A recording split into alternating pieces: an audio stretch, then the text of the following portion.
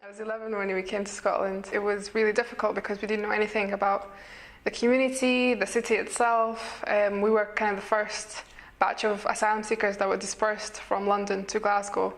So it was quite difficult for my mom especially to know where to go and so on, but the people in the community were so helpful.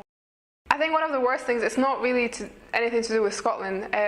It's basically racism, which we could experience anywhere. Unfortunately, the media have a huge part to play in that. In terms of dehumanizing asylum seekers, and I remember there was a story that one of my friends, Emma, one of the other Glasgow girls, was telling me that where she worked, this man came in, he's like, look at the front page of this paper, and it was The Sun or something like that, and it basically said, asylum seekers receive free Big Macs, like free McDonald's Big Macs.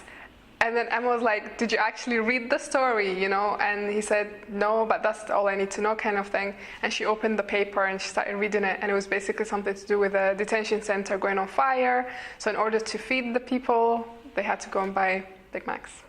But that just shows you, and it's really difficult when you hear things like that, and people, basically blaming asylum seekers and refugees for everything,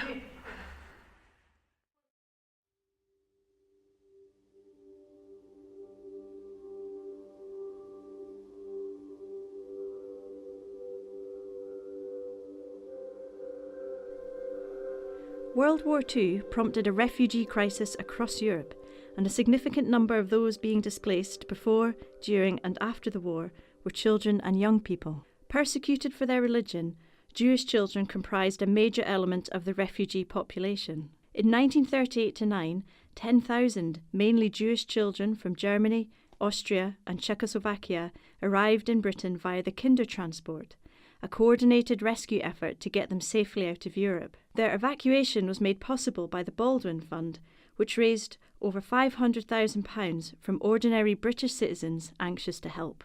After their arrival, the children were placed all over Britain. While the experience of those who came to Scotland, like those who stayed in England, was mixed, they all became Holocaust survivors. All experienced emotional trauma, and for some, it would stay with them for the rest of their lives.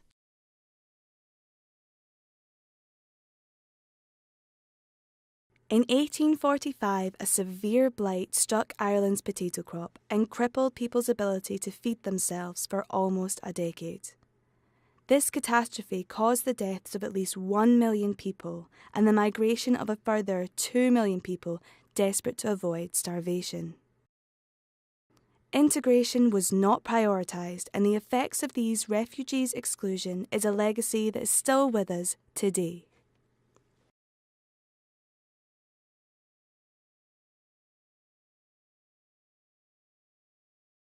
The Syrian civil war began in the spring of 2011 and quickly became a complex conflict with many sides in foreign countries.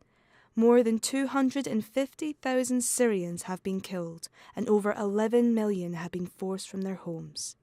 When asked, parents explained that fleeing was the last resort. In the words of the poet Warsan Shireh, no one puts their children in a boat unless water is safer than land. Somalia was created in 1960 from British and Italian colonies.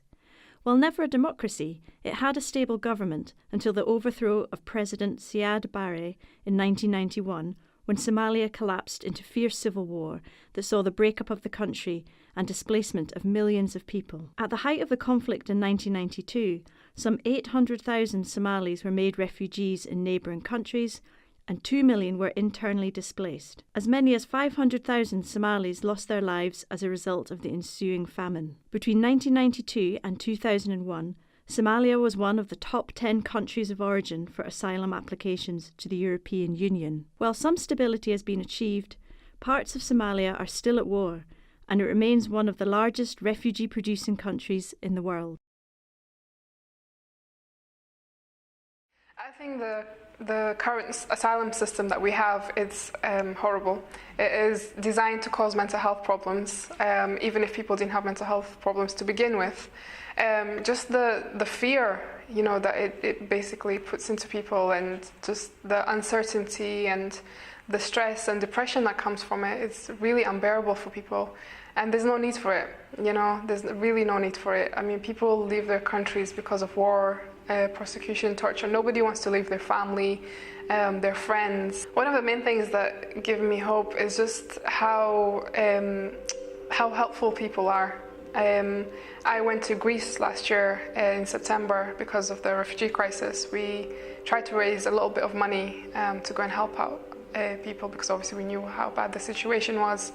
And we were just overwhelmed from all the support that we received. I mean, we had people from different parts of Scotland sending us donations. We had a mother who told us that her 2 wee girls, one was 9 and one was 7, had sold their toys to raise money for us. So that for me was just, oh my goodness, it was amazing. It really was. And just how, people just show solidarity, and it's that humanity, I think, that brings us all together in times of crisis. That for me is really important, and it gives me hope.